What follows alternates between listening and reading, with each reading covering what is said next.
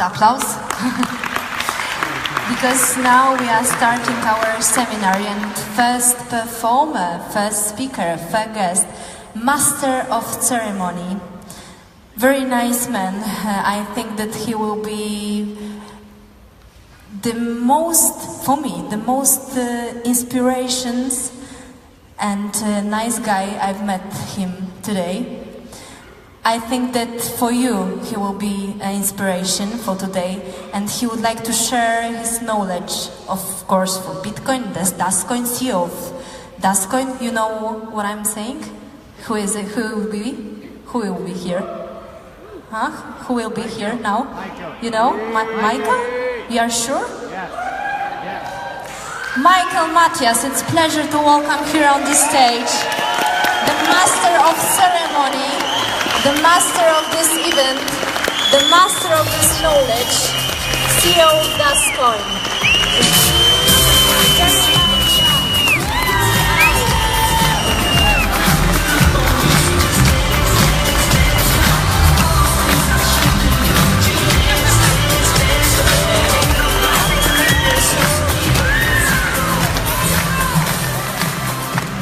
Welcome, everybody. This is a fabulous, fabulous group. It's amazing. Everybody's excited too, it seems like, right? I mean, yes, it's an exciting thing that's happening. What we're describing here of cryptocurrency, the growth of cryptocurrency has been unbelievable. And the purpose of what we're doing here today is to reach out to everybody and take something that's very abstract and make it really human and really understandable. So what we're going to start with, a welcome, of course, and it's great to be in Poland. This is my first time ever in Poland, and love the enthusiasm. So thank you very much for being here. Yes, thank you. Again, purpose is we want to bring this home for people. We want you to understand why there is this growth. That there's reasons behind it. So I want to take you on a journey talking about what's led up to this, and then also I want to explain some of the basics of cryptocurrency to everybody. This gentleman up here, Masayoshi Son, is the founder of SoftBank. It's a large VC company, it's one of the largest in the world, and he has made this statement just recently that we saw a big bang in PCs, we saw a big bang in the internet, but he believes that the next big bang is going to be even bigger. And so when someone like that, this is a guy who invested in Yahoo and Google and Facebook, he's been present. If you look him up, he's been at the table on all the big investments. He's done extremely well. And he's saying that this thing, this upcoming thing, he just made this statement just the other day. This is bigger than anything else. Anybody here remember this? This is from the movie Wall Street, and this was a time when, so I actually want to use this incredible group here. Let's just do this. Who here, let's take it back 25 years, okay? So we're going back to 1992. Who here in 1992 was hanging out with Michael Douglas with the big block phone? Who had a cell phone in 1992? Any hands go up? No. Got a couple. Yeah, that's pretty amazing. So we have a vast group here, 2,000 plus people, and there's a few hands that went up, okay? That was 1992, 25 years ago. Now, how many people have a cell phone?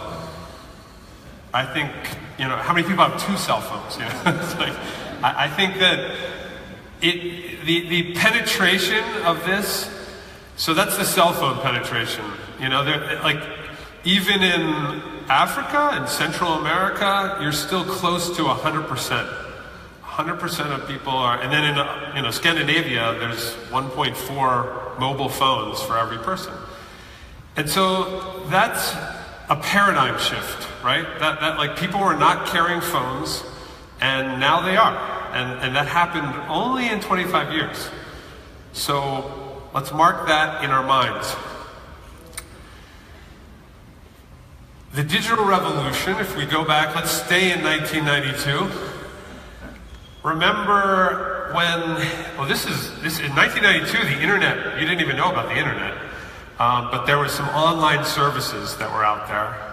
And, can I get another raise of hands? If in 1992, who was online services? Again, very few people, few hands.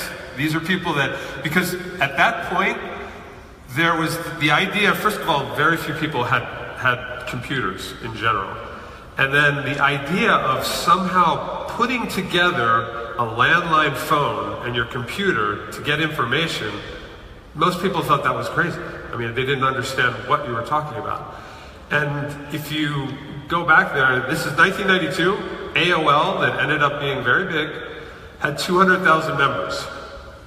CompuServe, Prodigy they were the leaders at the time. So between the two, about 2.5 million people in the entire world were on online services. So this was very early days. Then they got the whole email thing. Email didn't exist in 1992 for the general public.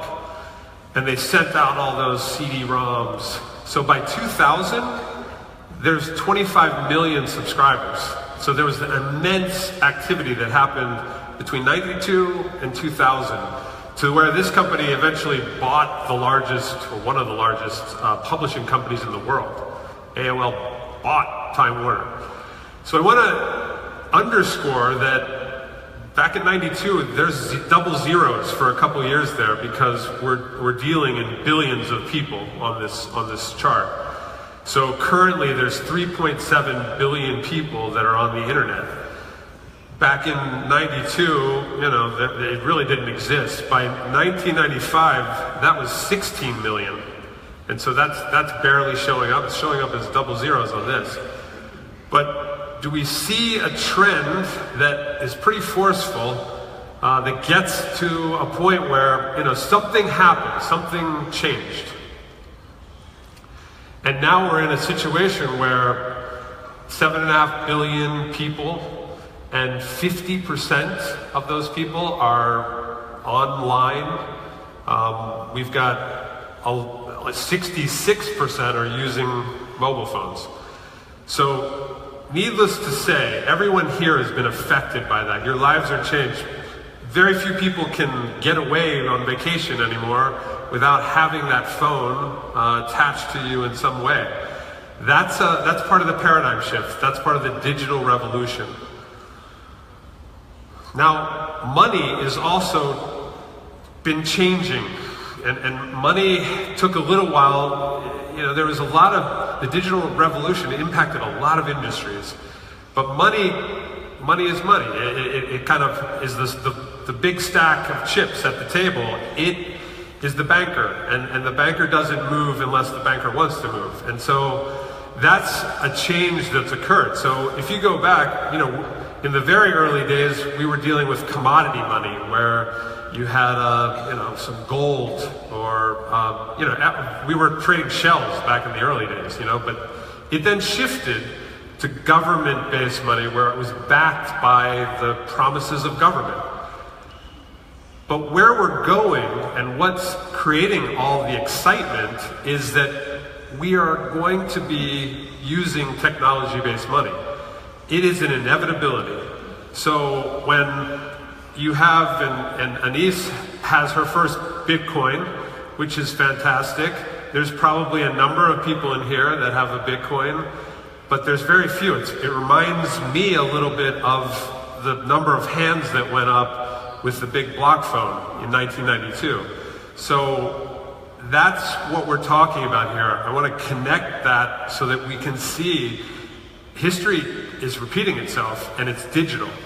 And so, is digital going to impact money? Absolutely, it is. Now, something happened back in 1971 that changed money immensely. Everyone before, in the US, for example, you could trade your dollars in for gold. In 1971, Nixon said, no longer. We're taking the dollar off of the gold standard.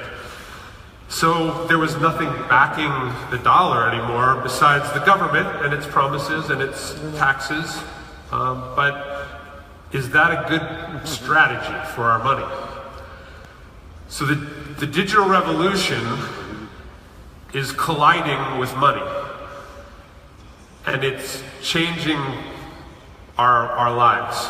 And we're moving from an internet of information to an internet of value.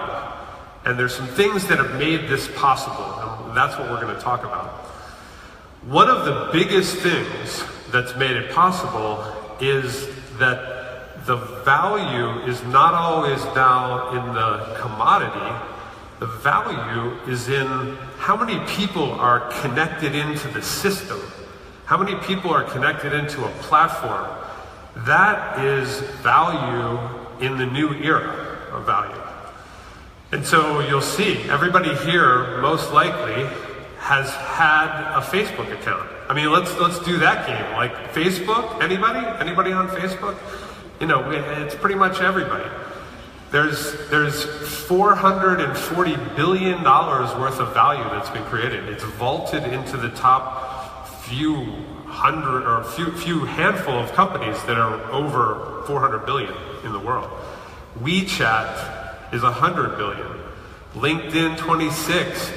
WhatsApp 19. It doesn't even charge, or it's like that company got bought for $19 billion, and there's no revenue model to it. So what's going on there? It's basically that it was tying, so many people were getting involved in that platform that Facebook had to buy it, because that was the only way that it would fend off other competitors from coming in. But it was, the value was in the connections, all the connecting points. And the same with Snapchat. Snapchat confounds a lot of people. How are they making money? It's the network. The network is where the money is. And so the network effect, it's a very important idea. And I'll read it off because it's that important. So it's the effect that one user of a good or service has on the value of that product to other people. So when a network effect is present, the value of a product or service is dependent on the number of others using it. So when in the early days of Facebook, when there was only Harvard kids on it, it wasn't that valuable to anybody else. But as things expanded, and now everyone here is using it, it's a very valuable thing. And this line up here, it's a phenomenon called the Red Queen effect, and it's a business idea where usually it takes constant innovation. You innovate, you ramp up the growth, and then there's this margin, contraction, and you basically start to, your industry becomes commoditized, and you've got to reinvent again. And so that's the usual of business. But somehow, up in here, we're finding that the network effect is so strong in digital that you get this effect where it's a winner take all. And so these early entrants that do things right and get the right people plugged in become major winners in the digital age. And so this is a very important concept because it seals off competitors ultimately. So the early players in a new digital market can do very substantial things. Now, everybody probably can remember when this happened, and it was basically from the abuse of credit. That's really what's happened. Great movie that explained what happened in the 2008 crisis was The Big Short. I highly recommend it because they took some very esoteric, abstract ideas and made it very understandable. So if you want to understand it, take a look at that movie. The short answer, though, was put forth by a philosopher named Biggie Smalls, who said, you know, mo money, mo problems. So that is really what the problem was, that there was so much money in the system, it had nowhere to go in a real way. And this is what you get when that happens. You have a world that's been abusing credit to 60 trillion is the number on that, and abusing debt. And that is the predicament that led to this creation of a new system, of a system where this centralization, these banks that we thought we could trust, were eliminated. You know, that was the idea. That was the real kernel in when a guy named Satoshi, before I get to that, this is something that I think is an important idea. So everybody knows the panda is endangered, right? And why is the panda endangered? Because they only eat a certain type of bamboo and their habitat is disappearing. So they're a big system and they have a very narrow use, and so they have one thing. Then we have one of the most diverse eaters in the animal kingdom, the squirrel. The squirrel is incredibly adaptable because it's able to really subsist on pretty much whatever you have. Even down to the point you want to get rid of, you know, any if you have a dead animal somewhere, like a squirrel would actually have a meal with the carcass. You know, it's like they will eat whatever. So the reason I bring situation, as you could see by this, that we can't be eating just bamboo. You know, we can't be using just one currency. We all think in our home currencies, but we all need to be multi-currency oriented. And that's really why it's amazing to see so many people here looking to get information about what's happening. So everyone here is you're following your instincts and you're right about it. And, you know, I just want to make that point very clear. You are moving into the realm of the squirrel, and it's smart. And there is a lot to learn, but there's also some simplicity to it too. This guy, back in the 1500s, figured out something very basic. He figured out that good money is going to chase out bad money. It'll drive it out. So if you have two types of currency in your pocket, and one is going up in value and one is going down in value, which one do you use? Seems like a very basic concept, but there's a law named after it, after Sir Thomas Gresham. And it's a very important law, and it's going to be very relevant in times to come. Because, as we've said, this is what every central bank currency is involved in right now. And so there's a collective decreasing of the value of all those systems. There's been too much money issued in those, and that's one of the biggest, you know, you can't trust a system like that, and so everyone has an incentive to actually devalue their currency right now in the world. So who is this guy? You know, you might have heard the name, Satoshi Nakamoto. We don't even know who he is. He's disappeared. It might be more than one person. There's still kind of an unknown thing. He published a paper in 2008, the end of the year, right around the point of this financial crisis. And then he set forth a couple of key things. And just in very basic, some of the basic tenets. He wanted to go decentralized. So it's an important concept in this realm of cryptocurrency. And it just means that instead of the decision-making happening by one party, a central bank, a central company, it's spread, it's decentralized. It's a very basic thought built into all cryptocurrency. Another related to that is distributed and autonomous. So he created a system that no one maintains it. He created a very ingenious incentive system where people volunteered their servers to come online and serve as the network for what became Bitcoin. So that's a very important, ingenious thing that had it so that it couldn't be shut down because it's all over the place. You needed something that was fast and low friction for, especially internationally. It's very hard to move money through governments, through their checks and balances. Fixed money supply, that ends the problem that we saw of all the credit and all the debt. And so that's a very big point, that there's, in the Bitcoin's case, there was 21 million, that will only ever be 21 million units of Bitcoin. It can get into the very fine decimal points, so it doesn't matter if the price skyrockets, it still, can be used. But that's a very attractive property. Another very attractive property is transparency and auditability.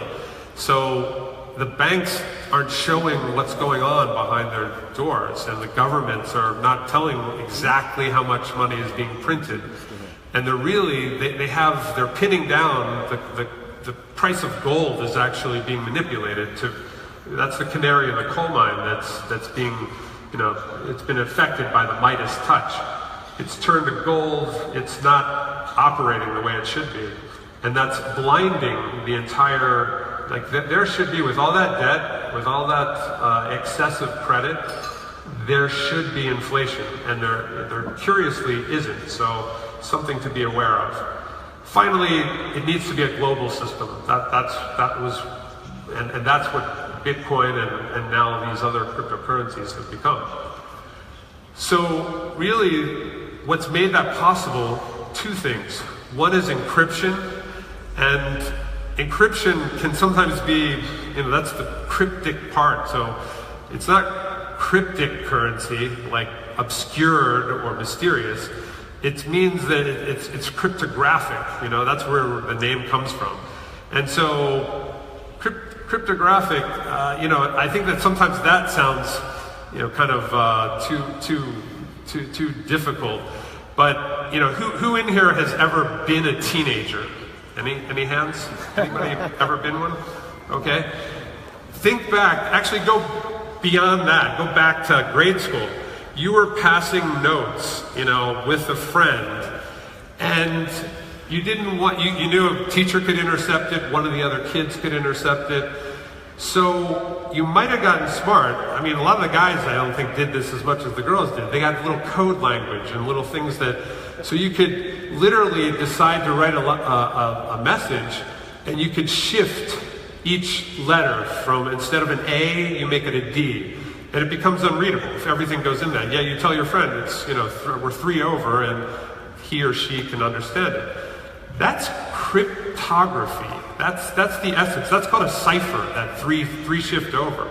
So really, it's just that science of cryptography and how to. It's just at the next level. So it's just ciphers. It's all of that was, but we needed it to get to a certain level, because if you remember, in the early days of online, there was you didn't want to use, you didn't want to pay for anything with a credit card on the internet, right? For many years, that was a big problem.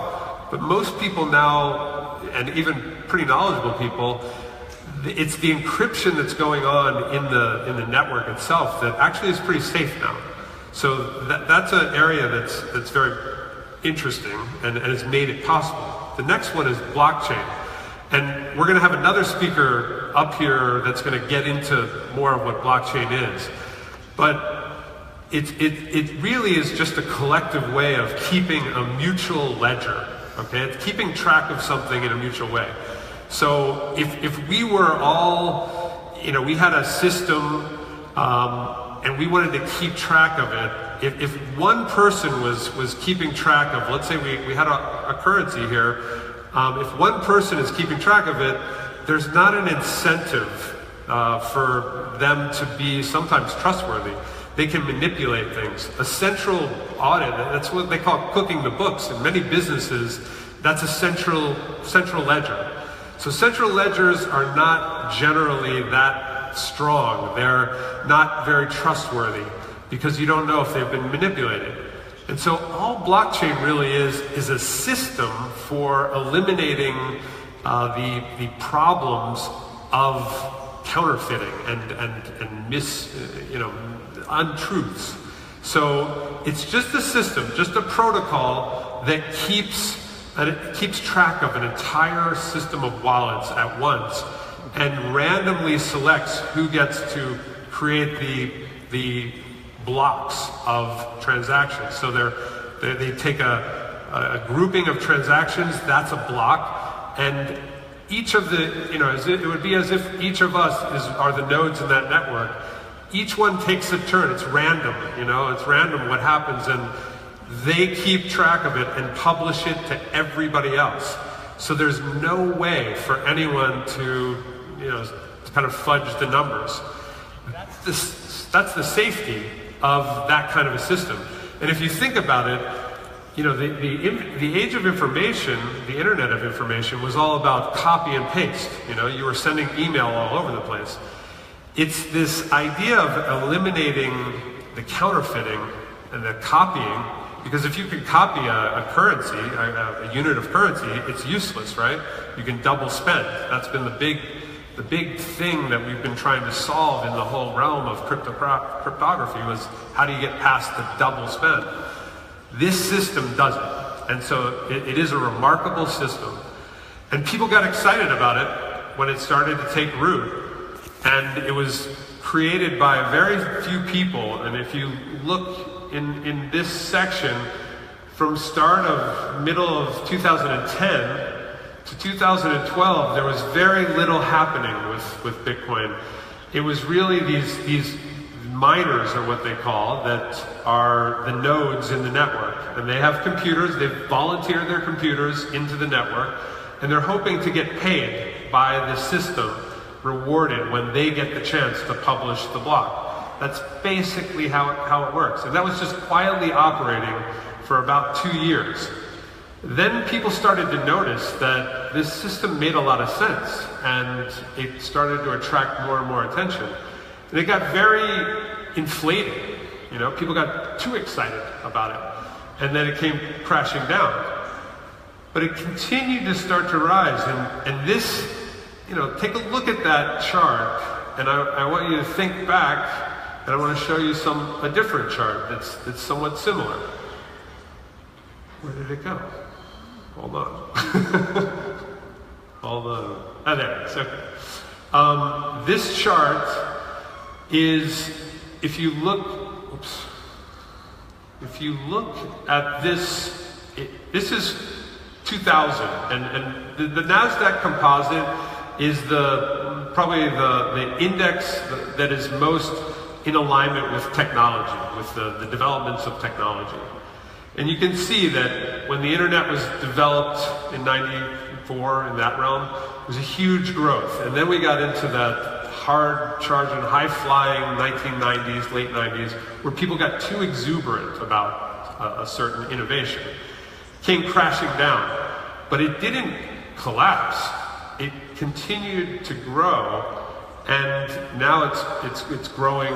It's gone past where it was before. This is a phenomenon that is very similar to in a lot of different technology. So it's called the technology adoption curve, and it's a dynamic that happens in all technology markets, where first a few people they're the innovators, and they start to pick it up. Those are the guys with the block phones. They were early to the party, the 2.5%. And the other people there, the whole 97.5%, are thinking they're crazy. Or most likely they don't know anything about what's going on with those 2.5%. But it's in this realm of the early adopters when you get that exuberance where people are like, wow, imagine if this took off, like where would we all be? If this technology, if the internet really became something, this could actually be a good thing. So this was, 92 where we were talking about, that's where we were.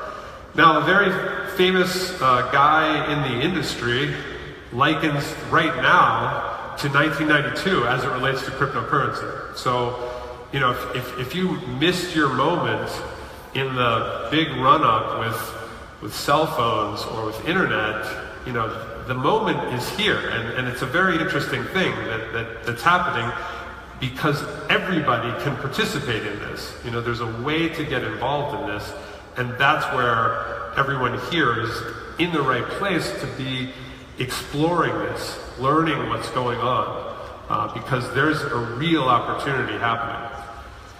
You've basically got 3 waves of innovation that's occurred already, but again, it is like we are in this realm. We're not even really in the early adopters realm. I mean, we're barely, if we are at all. It's really early days for the entire cryptocurrency scene. There's been the innovator, that there's been another, after the big crash, there's been other cryptocurrencies that came to address the problems, because, you know, as Bitcoin in digital, it's all about iteration. You start with something and you iterate. What's amazing, and something to keep in our minds, is while Bitcoin is very digital, it has not iterated at all. That's one of the things that's one of its challenges. But the space is iterating, and that's how it's through iteration that, you know, Yahoo gave way to Google. You know, you have that kind of Nokia gives way to Apple in the phone realm.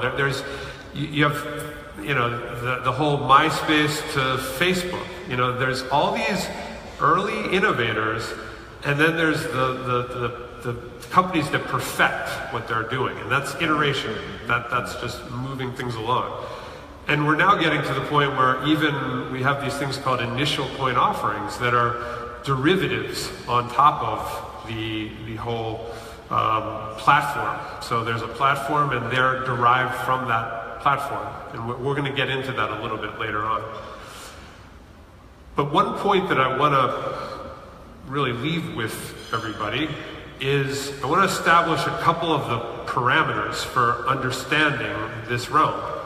And, you know, one of the key elements is that there are two parts of the spectrum that anchor, one on each side. There's decentralized, which we're very comfortable with. We've been using it a lot. That's all the fiat currencies are in the centralized camp. They're controlled by one government, by, you know, single you know, entities.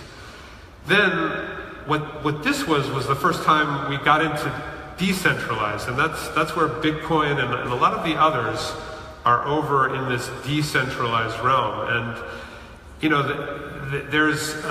I think that what's easy to get our minds around as a collective group here is, you know, think political, think political parties.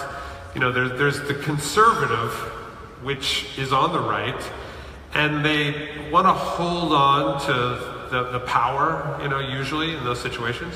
And then there's kind of the liberal progressive that want to distribute the power. And it's a good thing to guide your understanding with, you know. It's you know, it's distributing power or concentrating power, liberal or conservative, but decentralized and centralized. That can be very abstract, but think politics on that one. Let me add to this. There's another realm to think about, and that's as it relates to the system itself. And so, on one hand, you have systems that are open, like Bitcoin's a very open system. It's incentivizing people to bring their hardware into the realm and be incented to do that, but anybody can bring their hardware in. So that's completely open.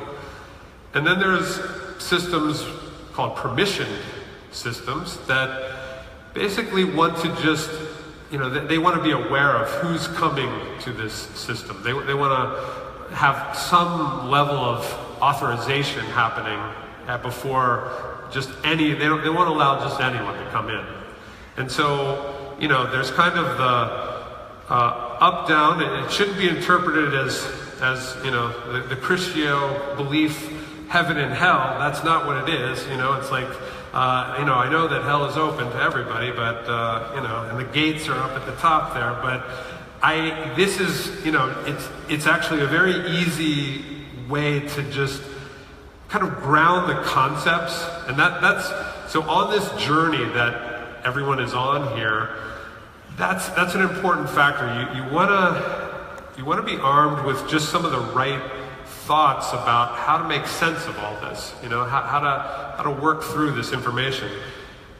This will ground you. It's a good way of interpreting it, and one of the other speakers is going to build on this concept, and we'll kind of build it out a little. But a final thought, and just to try to put this all together on scale, is this is a little bit of a representation, very rudimentary, of, you know, so all cryptocurrencies as of 2015, it was a grand total of 6 billion. That's a lot of money, but for worldwide, that's not that much for a worldwide kind of currency system. And now, just 2 years later, but really just in the last 6 months, you have all cryptocurrencies at 114 billion. And so that's a very big number. That's a very big number. Because look at, you know, Bill Gates, wealthiest guy in the world, spent all that time, developed Microsoft, sitting on a giant company, and he's at like 86 billion. So literally the entire realm of cryptocurrency has surpassed the wealthiest man in the world and a couple of his compatriots. It's moving towards some of the biggest companies in the world. You know, Apple is at like 7, Exxon, that scale is down about 350 billion, just to give some relevance. Our contention is that current 114 billion is ultimately heading to multiple trillions, because that's where the money is going. That's where the fiat is actually going down in its value, and even in its activity of what's being traded every day, it's going down. And so we need everyone to be squirrel-like in their understanding of currencies. We need them to get engaged with them, and that's really what's the whole idea behind Crypto Labs is to outreach to people and get you grounded in what's happening here.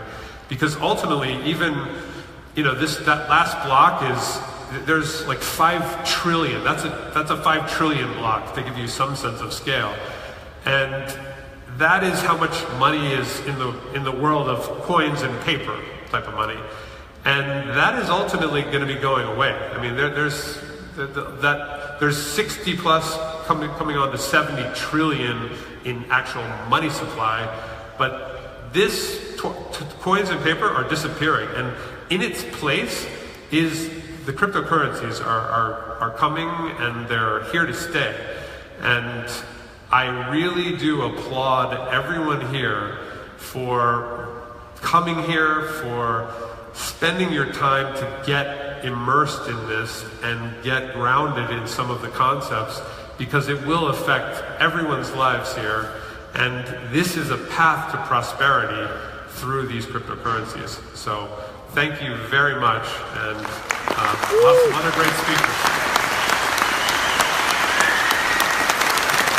It was really good. Thank you. Give him more applause, please.